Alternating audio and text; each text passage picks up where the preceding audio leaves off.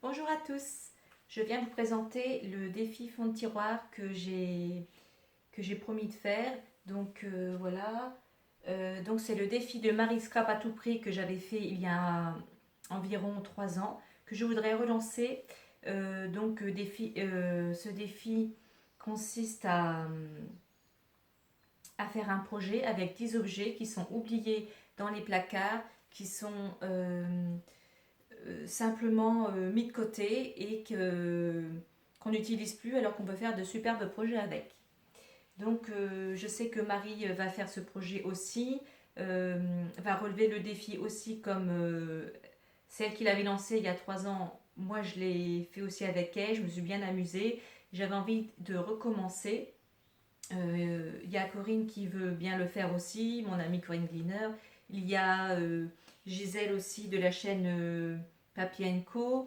Et j'espère que vous serez nombreuses aussi à participer, soit sur Facebook, soit en vidéo. Voilà. Donc il faut prendre 10 objets anciens, neufs ou d'occasion, oubliés dans les tiroirs, et faire un projet ou plusieurs avec. Donc je vais vous présenter tout de suite les objets que je vais utiliser. Voilà. Donc j'ai ressorti des encres que j'ai quasiment depuis le début que j'ai commencé et que je laisse dans un coin depuis longtemps. Alors je ne sais pas si elles sont aquarellables ou pas, mais en tout cas c'est marqué Aladdin pigment. C'est des pads de pigment. Donc voilà, je les ai ressortis. Dans un de mes tiroirs, j'ai retrouvé des petits napperons comme ça. En fait, c'est même pas des napperons de scrap, ce sont des contours de tarte. Et je vais pouvoir l'utiliser dans un de mes projets.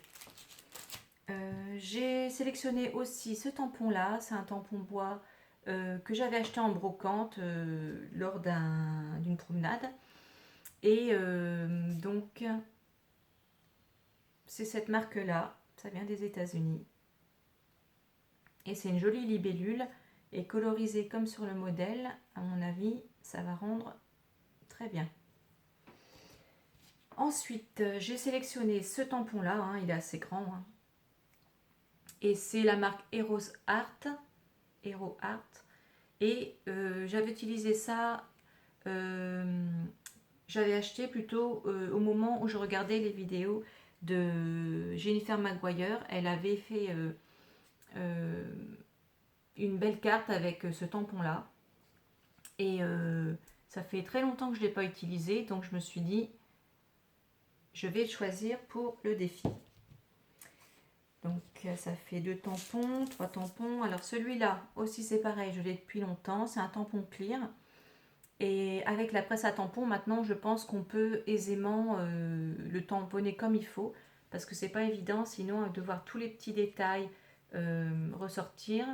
Après je pense que je pourrais l'embosser également et le coloriser. Voilà. Je vais utiliser aussi ce die là. Je l'ai acheté aussi chez Scrap Malin à l'époque. C'était la marque Life Craft, je crois. Et au niveau des mousses, ici, ça fait un trou, c'est évidé. Et c'est très joli, mais je m'en sers plus beaucoup et j'aimerais bien l'utiliser à nouveau. Ensuite, je vais utiliser ce bloc là. Alors ce bloc là il m'a été offert pour la fête des mères il y a quelques années par mes enfants et c'est le botanique de chez Toga, bloc botanique qui est magnifique et il est tout neuf, donc honte à moi parce que je l'ai jamais utilisé et je vais vous montrer un peu les pages. Et en fait, comme beaucoup de scrapeuses, quand c'est tellement beau, ben, on n'a pas envie de l'utiliser parce qu'on a peur de plus en avoir. Donc là, il y a 2 pages de chaque. Il y a 2 pages de chaque et du coup, bon, on voit rien du tout. Du coup, je vais faire un projet avec. Ou avec un papier, bien sûr. Il y a aussi une boîte d'aquarelle que mon mari m'a offert aussi pour mon anniversaire de mariage l'année dernière ou l'année d'avant, je ne sais plus. Cette marque-là, donc c'est une très jolie palette, toute neuve, jamais servie aussi, pareil. Donc il serait peut-être temps que je m'en serve, donc j'en profite de faire ce défi pour l'utiliser. Vous voyez, il y a toutes ces couleurs-là, c'est tout neuf, jamais utilisé. Et en plus, elle est drôlement sympa parce qu'il y a des petits réservoirs sur les côtés. Voilà. Et là, je sais pas trop, oui, c'est une palette à part. Donc, pour coloriser ou autre, ou faire des fonds de page, à mon avis, je viens m'amuser. Voilà. Alors, je vous fais ma vidéo ici parce que dans ma scrap room, il fait très chaud, c'est à l'étage et j'adore la chaleur, mais le problème, c'est que on a vite chaud et on ne se sent pas trop bien.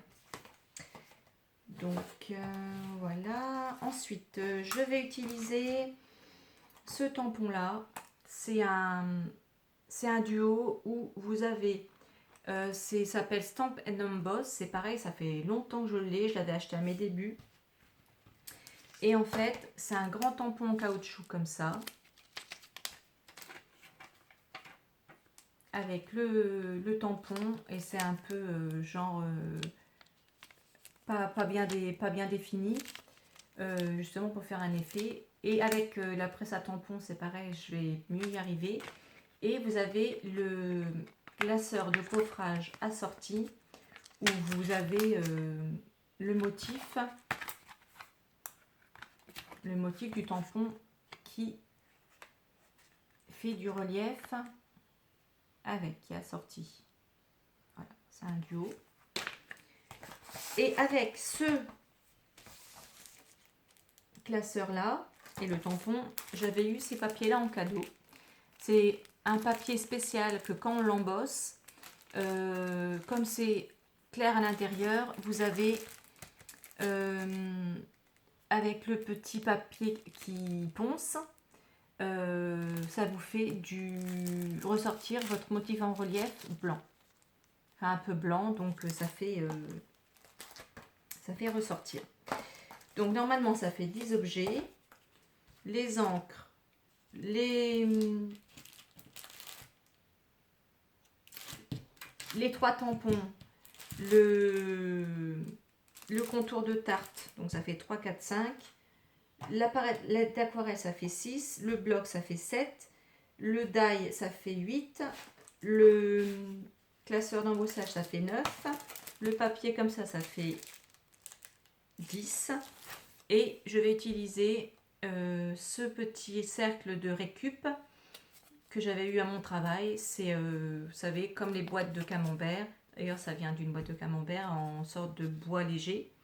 Et je voudrais faire un effet, l'utiliser pour faire un des projets. Donc, je ne sais pas combien ça va me faire de vidéos, ces projets, puisque j'ai déjà quelques idées, mais je ne pourrais pas tout faire en une seule vidéo. Donc, tout au long des prochains mois, ça peut me prendre peut-être une vidéo, 2 ou 3 ou 4, je ne sais pas.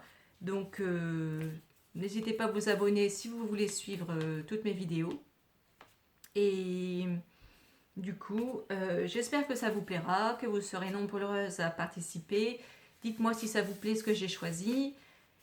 Et puis simplement, je vous remercie de me suivre et d'être toujours fidèle à